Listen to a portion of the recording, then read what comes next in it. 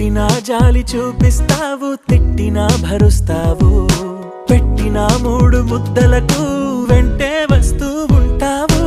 బంధాలకు భాషెందుకు కావాలి భావాంతరం, అయినోళ్లతో పోలిస్తే నీదే పెద్ద గుణం. ఓ చార్లీ వెళ్ళకు ఎప్పుడు దూరంగా ఉండై నాతోనే, ఇలగిలగా వెలుగే వచ్చింది నవ్వుల మెల్లగా. చార్లీ